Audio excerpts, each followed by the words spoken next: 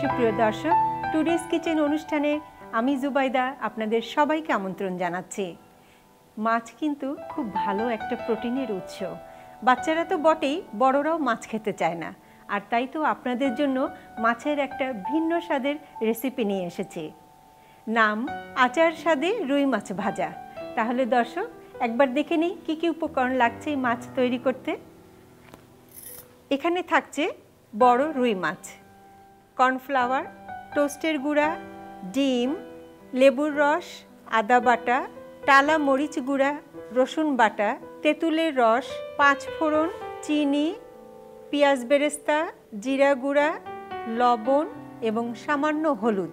আর থাকছে সর্ষের তেল। তাহলে দর্শক এবার আমি মূল রান্না চলে যাই। আমি এখানে রুই মাছ নিয়েছি। রুই মাছ কিন্তু নর্মালি আমরা খেতে চাই না, যে রুই মাছের একটা আষ্টে একটা গন্ধ থাকে। তো আপনারা যদি এখানে 1 টেবিল চামচ লেবুর রস আর একটু লবণ দিয়ে আধা ঘন্টা ম্যারিনেট করে রাখেন, দেখবেন এর যে একটা মাছের একটা আষ্টে গন্ধ আছে ওইটা থাকবে না। এর সাথে আমি একটু লবণ নিচ্ছি,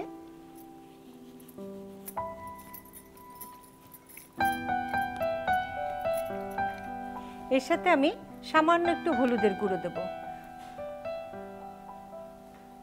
একটু রসুন বাটা রসুন দিব।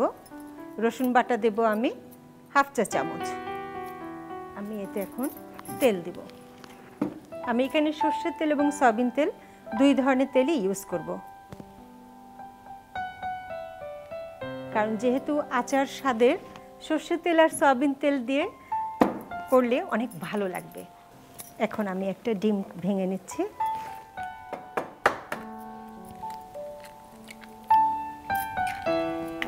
এর সাথে আমি কর্নফ্লাওয়ার দিচ্ছি। কর্নফ্লাওয়ারটা আন্দাজ মতো, এটা একটা বাইন্ডিংয়ের কাজ করবে। আসলে আমি চাচ্ছি কি যে রুই মাছটা একটু ক্রিস্পি থাকবে এবং একটু টক মিষ্টি তেঁতুল স্বাদের হবে। এবার আমি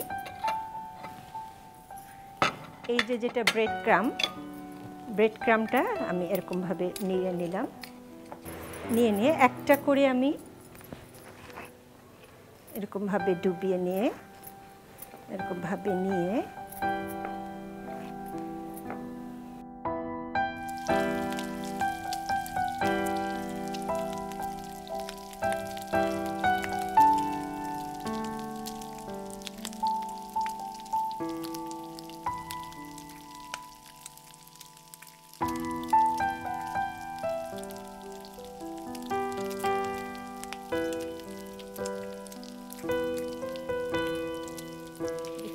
কড়াই গরম হয়েছে কিনা, এবার আমি একটু সর্ষের তেল দেব। দর্শক, আমি সর্ষের তেল এবং সয়াবিন তেল সব কিছু কিন্তু একসাথে মিশিয়ে ব্যবহার করি। তাহলে হবে কি, মানে ভালো লাগে। সর্ষের তেলের ঝাঁঝটা তরকারির জন্য দিলে খুব ভালো লাগে। আমি এখানে 1/2 কাপেরও কম, মানে সর্ষের তেল এবং সয়াবিন তেল দুটো মিলিয়ে আমি 1/2 কাপেরও কম তেল নেব। তো এখন আমি 5 ফোড়ন দেব। 5 ফোড়ন একটু ঠান্ডা অবস্থায় দেব। এর সাথে আমি একটু রসুন বাটা, সবগুলো মশলায় অল্প অল্প করে দেব। রসুন বাটা দেব 1/2 চা চামচ, আদা বাটা দেব 1 চা চামচ,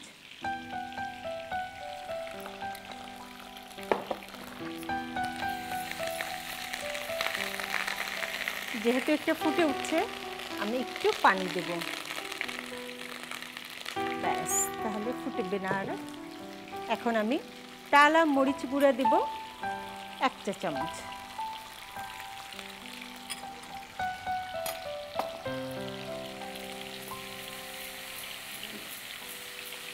সামান্য একটু হলুদ গুঁড়া দেব,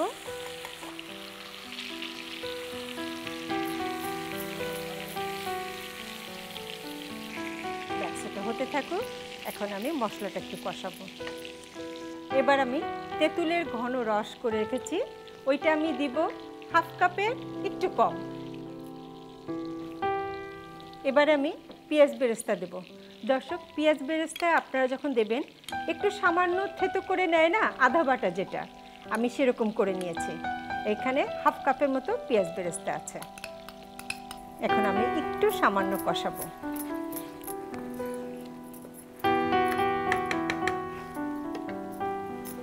সামান্য একটু লবণ দিব, লবণটা আন্দাজ মতো প্রথমে একটু দিয়ে নিচ্ছি, পরে আবার লাগলে দেব। এখানে আমি চিনি দেব, চিনি দেব আমি 2 টেবিল চামচের মতো, কারণ যেহেতু তেঁতুল দিয়েছি তো চিনিটা একটু লাগবে একটু বেশি। এখন আমি হাফ চা চামচের মতো টালা জিরা গুঁড়া দিয়ে দিচ্ছি। এবার আমি দেখেন দর্শক, মাছ যখন আমি তেলের মধ্যে রেখে দিলাম তেলটা কিন্তু শুষে নিয়েছে, তো এইটা সহকারে আমি ঢেলে দেব।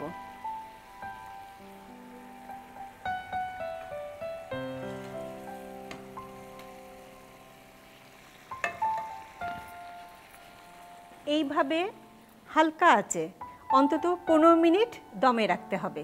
এবার দেখি আমার রান্নার কি অবস্থা। আচারের খুব সুন্দর একটা স্মেল বের হচ্ছে। এখন আমি চুলো বন্ধ করে দিয়ে কাঁচামরিচ জাস্ট একটু ফালি করে দেব, হাত দিয়ে ভেঙে ভেঙে দেব, খুব ভালো লাগবে দেখতে। আর কাঁচামরিচে হালকা ফ্লেভার থাকলেও খুব ভালো হবে। এবার আমি ঢেলে নিচ্ছি।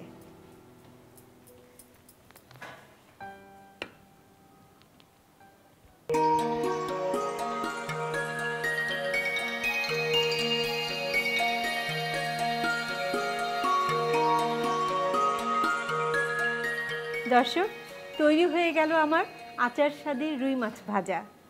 কেমন লাগলো আপনাদের? যদি ভালো লেগে থাকে আপনাদের সুবিধার জন্য এর পুরো প্রস্তুত প্রণালী বলে দিচ্ছি আরও একবার। প্রথমে রুই মাছ ছোট করে কেটে নিতে হবে। তারপর 1 চামচ লেবুর রস, সামান্য হলুদ গুঁড়া, হাফ চা চামচ রসুন বাটা ও লবণ দিয়ে আধা ঘন্টা মেরিনেট করে রাখতে হবে। এরপর একটি প্যানে সরিষার তেল ও সয়াবিন তেল দিয়ে দিতে হবে। মেরিনেট করে রাখা মাছের সাথে একটি ডিম ও কর্নফ্লাওয়ার দিয়ে একটু মাখিয়ে নিতে হবে। তারপর মাছের টুকরোগুলো ব্রেড ক্রামে মিশিয়ে তেলে ভেজে নিতে হবে। আরেকটি প্যানে সরিষার তেল দিয়ে হাফ চা চামচ 5 ফোড়ন, হাফ চা চামচ রসুন বাটা, 1 চামচ আদা বাটা, 1 চা চামচ টালা মরিচ গুঁড়া, সামান্য হলুদ গুঁড়া, তেঁতুলের ঘন রস, বেরেস্তা, লবণ, 2 টেবিল চামচ চিনি, হাফ চা চামচ টালা জিরা গুঁড়া দিয়ে একটু কষিয়ে নিতে হবে। এরপর কষানো মশলায় মাছগুলি ঢেলে পানি দিয়ে হালকা আঁচে 15 মিনিট রেখে দিতে হবে। 15 মিনিট হয়ে গেলে কয়েকটি কাঁচামরিচ ভেঙে দিয়ে একটু নেড়ে তুলে ফেলতে হবে। ব্যাস হয়ে গেল আচারি স্বাদে রুই মাছ ভাজা। দর্শক, আচার স্বাদে রুই মাছ ভাজার রেসিপিটা আপনারা দেখলেন। এখন আমরা দেখব এই রেসিপিটা আরও কিভাবে সুন্দর করে সাজিয়ে পরিবেশন করা যায়। এজন্য আমাদের এখানে উপস্থিত আছেন একজন গার্নিশ এক্সপার্ট, নাম তৌফিক ফরাজি। ভাইয়া কেমন আছেন? জি ভালো, আপনি কেমন আছেন? আমি আছি আল্লাহর রহমতে। মাশাআল্লাহ। তো আমরা আসলে বাঙালিরা করি কি, একটা রান্না তৈরি করে ব্যাস প্রেজেন্ট করি, কিন্তু সবাই কিন্তু একটু মনে মনে ভাবে যে এটা আরো সুন্দর করে কিভাবে একটু পরিবেশন করা যায়। তো সেইটা আজ আপনার কাছ থেকে শিখবো। তাই আসলে তেমন কিছু করার নাই এটাতে, কারণ অলরেডি এটা দেখতে বেশ সুন্দর, বাট তারপর আমি দেখাবো 2-1টা পিস কীভাবে টেবিলে সুন্দর করে প্রেজেন্ট করা যায় একজন মানুষের জন্য অথবা 2জন মানুষের জন্য। তো আমার হাতে এই মুহূর্তে কিছু গার্নিশের ইনগ্রেডিয়েন্টস আছে। আপনারা দেখতে পাচ্ছেন আমাদের হাতে আছে লেটুস, যেটা চাইনিজ লেটুস বলে, কিছু টমেটোস, ধনিয়া পাতা, ফ্রেশ ধনিয়া পাতা, আর পেঁয়াজ। আচ্ছা, ফার্স্টে আমি লেটুসটা এই প্লেটের মধ্যে নিই। তো ফার্স্টে এই জিনিসটাকে আমি সুন্দর করে ধরেন একটা প্লেটে যে কোনো জায়গায় প্লেস করলাম, দেখতে ভালো লাগবে, কারণ ওনার রান্নাটা হয়েছে একদম লাল, আর লালের সাথে সবুজ সবসময় সুন্দর যায়। আচ্ছা, ফার্স্টে আমি একটু পেঁয়াজটা কাটবো গোল করে, জাস্ট 2টা রিং, জাস্ট 2টা ফ্রেশ রিং এখানে রাখলাম। আচ্ছা, আমাদের একটা পেঁয়াজেরটা হয়ে গেল। এরপর আসতেছে আমাদের টমেটোটা, সেম ওয়ে খুব সাবধানে কাটতে হবে টমেটোগুলো যাতে ভেঙে না যায়। আমার টমেটোগুলো হয়ে গেল।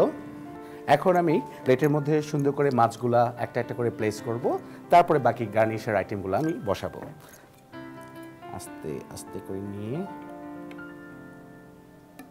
আমি তো ঝোলটা সহ নিলাম। হ্যাঁ, অবশ্যই। এটাকে এখানে প্লেস করলাম সাবধানে। তারপরে এটাকে সুন্দর করে নেই।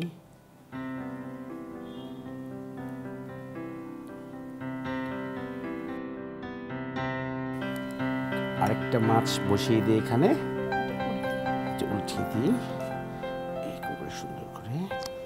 অনেকভাবে করা যায়, আমরা এভাবে করে এক নাগারে সাজিয়ে দিতে পারি টমেটোগুলো। তা আমি ধরেন এটা এই সাইড দিকে একটা হালকা করে টমেটোগুলো বিছিয়ে দিলাম।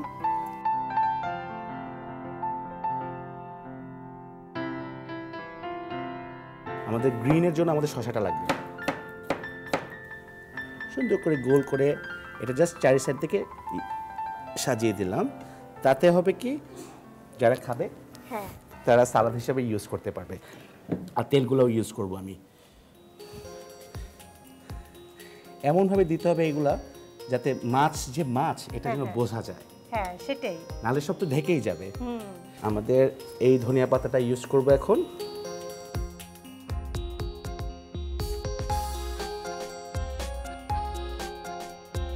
সেই সাথে শেষ হলো এই গার্নিশটা। থ্যাংক ইউ আপু, আপনার এই রান্নাটা গার্নিশ করার সুযোগ দেওয়ার জন্য। থ্যাংক ইউ সো মাচ ভাইয়া। দর্শক দেখে নিলেন তো সাধারণ রান্নাটাকে কত সুন্দরভাবে আকর্ষণীয় করে পরিবেশন করা যায়। আজ আমাদের সাথে উপস্থিত আছেন ফারজিনা আমিন, যিনি এনটিভিতে প্রচারিত সুপার শেফ প্রতিযোগিতায় সেরা 10 জনের মধ্যে ছিলেন। চলুন দর্শক আলাপ করে নেই ওনার সাথে। কেমন আছেন আপু? ভালো আছি আপু, আপনি ভালো আছেন? ভালো আছি, ধন্যবাদ আমাকে আপনার কিচেনে ডাকার জন্য। It's my pleasure. আর আপু আপনার সম্পর্কে শুনেছি যে আপনি অনেক ভালো রান্না করেন, কিন্তু রান্নাটা কোনো প্রাতিষ্ঠানিক শিক্ষা থেকে নেয়া নাকি ঘরোয়া ভাবে? না আপু, আসলে রান্নাটা ওরকম ভাবে শেখা না। আসলে আমি বিয়ের আগে কখনোই রান্না করিনি। বিয়ের পরেই প্রথম আমি হাতে কলমে রান্না শিখেছি আমার হাজবেন্ডের কাছেই, যেটা একটু ডিফারেন্ট। আর আমার মা খুব ভালো রান্না করেন, তো ছোটবেলা থেকে ওনার রান্না খেয়ে বড় হয়েছি, তো জিহ্বার মধ্যে ওই স্বাদটা ছিলই। এবং আমার মাদার ইন ল উনিও খুব ভালো রান্না করেন, যদিও উনি দেশের বাইরে থাকেন, ওনাকে খুব একটা কাছে পাই না, কিন্তু যখনই উনি আসেন দেশে বা আমি যাই ওনার কাছ থেকে ডিফারেন্ট লাইক ইটালিয়ান, উনি ইটালিতে থাকেন, সো ইটালিয়ান ডিফারেন্ট কুজিন আমি শেখার চেষ্টা করি। তাই নাকি? তো আপু আজকে আমার দর্শকদের জন্য আপনি কি নিয়ে এসেছেন? আসলে এখন তো শীতকাল, তো আমি একটা উইন্টারের একটা স্পেশাল হচ্ছে আমাদের ফুলকপি, বাংলাদেশে সব জায়গায় ওয়াইডলি অ্যাভেলেবল, আমরা খুব খাই শীতের সবজি হিসেবে এটাকে, কিন্তু আমি এটাকে ডিফারেন্ট ভাবে একটু আনার চেষ্টা করেছি। সেটা হচ্ছে আপনার ফুলকপির পায়েস। ফুলকপির পায়েস আমিও কিন্তু খাইনি। হ্যাঁ, বাট আমি আশা করব যে এটা একবার যখন আমার আজকে দেখবেন সবাই এবং বাসায় একবার প্র্যাকটিস করবেন, হোপফুলি এটা সবাই কন্টিনিউ করবেন আর কি, তাদের গেস্ট আসলে বা খুব চট করে রান্না করা যায় একটা ইজি একটা রেসিপি। অবশ্যই দেখব, কিন্তু তার আগে আপা এটা তৈরি করতে কি কি উপকরণ লাগছে দর্শকদের যদি একবার বলে দেন। অবশ্যই, এটা খুবই সিম্পল একটা রেসিপি। আমার যেহেতু এটা ফুলকপির পায়েস, মেইন ইনগ্রেডিয়েন্টস ফুলকপি এটা লাগছে, এবং এর সাথে আমি নিচ্ছি মিল্ক 1 লিটার, তারপর নিচ্ছি সুগার, এছাড়া নিচ্ছি এলাচি পাউডার, সল্ট টেস্টের জন্য, নিচ্ছি ফ্রেশ ক্রিম, ঘি, কাজু বাদাম নিচ্ছি সামান্য, এবং আমি নিচ্ছি গাজর। আচ্ছা, তাহলে আপু মূল রান্না শুরু করি। আচ্ছা, প্রথমে কি করতে হবে? প্রথমে আপু আমরা মিল্কটাকে বয়েল করব। এটা 1 লিটার মিল্ক যখন আপনার একটু কমে হাফ লিটারের মতো কনসিস্টেন্সিটা আসবে, ওই সময় আমরা জিনিসটা আর কি রান্না করব। মিল্কের মধ্যে ফুলকপিটা দিব। ঠিক আছে, মানে মিল্কটা একটু ঘন হবে? হ্যাঁ, একটু ঘন হবে। সাধারণত পায়েস বা ক্ষীরে আমরা একটু ঘন দুধটাই, হ্যাঁ, না হলে মজা হয়, না হলে মজা হয়, তাই না? আমি মনে হয় একটু ঢেকে দিই, পরে আবার খুলে দিব। হ্যাঁ, আমার মেইন উপাদান যেহেতু ফুলকপি, তো আমি ফুলকপিটাকে একটু অন্যভাবে কেটে নিব। তো যদিও এটা ফুলকপির পায়েস, কিন্তু আমি হোল ফুলকপি এরকম একটা হোল ফ্লাওয়ার আমি এটাকে ইউজ করব না। আমি এখান থেকে ছোট ছোট যে ফ্লোরেন্সগুলি থাকে ওইটা আমি কার্ভিং নাইফের সাহায্যে আমি আলাদা করে নিচ্ছি। আমি দর্শকদেরকে দেখিয়ে দিচ্ছি কিভাবে এটা আলাদা করতে হবে। এটা খুবই সিম্পল, জাস্ট একটা কার্ভিং নাইফ এভাবে ধরে ফুলকপিটাকে একটু এরকম করলেই ছোট ছোট ফ্লোরেন্সগুলি আলাদা হয়ে আসবে।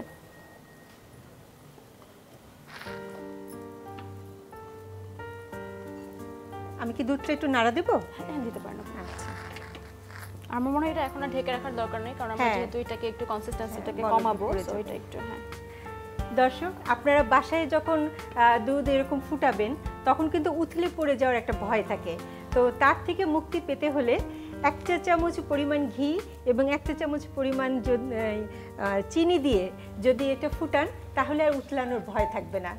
আচ্ছা আপা, এটা কিন্তু আমিও জানতাম না।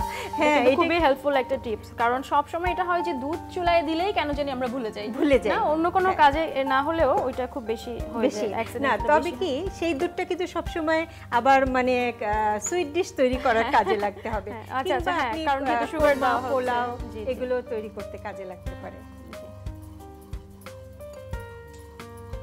আমার ফুলকপি প্রায় কাটা হয়ে গেছে, আমি এই একটাই আছে যেটাকে নেওয়া বাকি আছে। তো দর্শক, আমরা 2 টেবিল চামচ 2 চা চামচ বা 2 টেবিল চামচ, ফুলকপির সাইজের উপর ডিপেন্ড করে। আমি যেহেতু এখানে চা চামচ দিয়ে করছি, সো আমি এখানে 3 চা চামচ দিচ্ছি।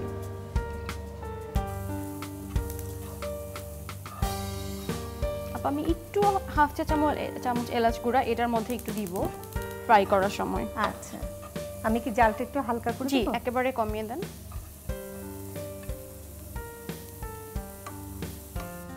আমি সামান্য একটু এলাচ গুঁড়ো ব্যবহার করছি, 1 চিমটি মতো এলাচ গুঁড়ো এটা দিচ্ছি, কারণ ফুলকপির অনেক সময় একটা ফুলকপির যে গন্ধটা ওটা অনেকে পছন্দ নাও করতে পারে। তো আমি যদি ঘি দিয়ে ভাজার সময় এটা দিয়ে দেই তাহলে ওই গন্ধটা অনেকটা কমে আসবে আর কি।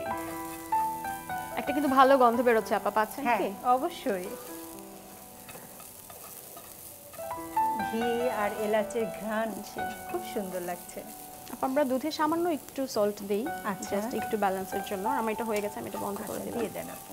জি, আমাদের দুধটা প্রায় ঘন হয়ে এসেছে। এখন আমরা এটাকে মধ্যে ফুলকপিটাকে আমি পায়েসের মধ্যে দিয়ে দিচ্ছি।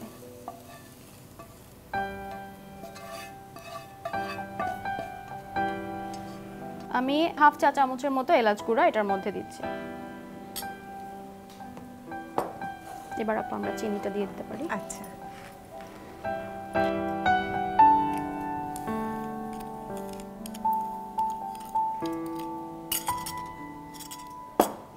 আচ্ছা, আমি এখানে 1 কাপ চিনি ব্যবহার করলাম, আর আমি তারপরে একটু টেস্টটা দেখে যদি প্রয়োজন হয় আপা আর একটু দিতে পারি। লাস্ট স্টেজে আমি একটু ক্যারট দিব, তো আমি ক্যারটগুলিকে একটু গ্রেট করব।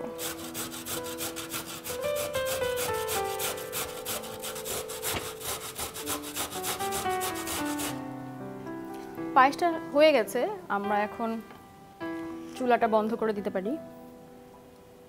ভালো লাগছে না আপা কালারটা? আসলে এতক্ষণ পরে কিন্তু জিনিসটা অনেক কালারফুল হলো, কারণ আসলে পায়েসে তো খুব একটা গার্নিশিং এর ব্যাপার নেই, তো জাস্ট একটু কালারফুল। আমাদের দেশে তো পায়েস সাধারণত আমরা একটু কিশমিশ বা এরকম কিছু দিয়ে গার্নিশ করে থাকি, সেটাই। তো আমি এখানে যেহেতু এটা ভেজিটেবলের পায়েস, তো আমি এখানে একটা ভেজিটেবল অ্যাড করে দিলাম। আমার রান্নাটা শেষ পর্যায়ে, এখন শুধু একটু গার্নিশিং এর জন্য আমি কিছু কাজু বাদাম এখানে রেখেছি, ওটা চপ করে আমি পায়েসের উপরে দিয়ে দিব। তো এটা আমি আবার ঢালার পরে আমার সার্ভিং বলে দিব। এখন আমি শুধু ক্রিমটা বাকি আছে অ্যাড করা। দর্শক, আমি ফ্রেশ ক্রিমটা এটার মধ্যে অ্যাড করে দিচ্ছি। এটা কিন্তু অপশনাল, আপনারা চাইলে ফ্রেশ ক্রিম না থাকলে, কারো বাসায় কনডেন্স মিল্ক থাকলে চিনি একটু কম দিয়ে কিন্তু কনডেন্স মিল্ক অ্যাড করলে কিন্তু পায়েসের স্বাদটা অনেক বেটার আসে, অনেক বেটার। হ্যাঁ, ওইটা করা যেতে পারে। চাইলে একটু পাউডার মিল্কগুলিও আপনারা দিতে পারেন। দর্শক, ক্রিম দেওয়ার পরে এটা গরম দুধের মধ্যে ক্রিমটাকে ভালো করে মেশাতে হবে, আর জাল দেওয়া যাবে না, কারণ জাল দিলে গাজরটা আরও বেশি আপনার লাল রংটা ছেড়ে দিবে, তখন এটাকে বেশি গাজরের রংটাই বেশি প্রমিনেন্ট হয়ে যাবে খাবারের মধ্যে। তো দর্শক, এটা আমার এখন ফুলকপির পায়েস তৈরি। আমি এখন এটা সার্ভিং এর জন্য একটা সুন্দর সার্ভিং বলে ঢেলে দিচ্ছি। এটা কিন্তু আপা ঠান্ডা হলে আর একটু জমে যাবে, কিন্তু পায়েস জিনিসটা কিন্তু তাই হয়, ঠান্ডা হলে কিন্তু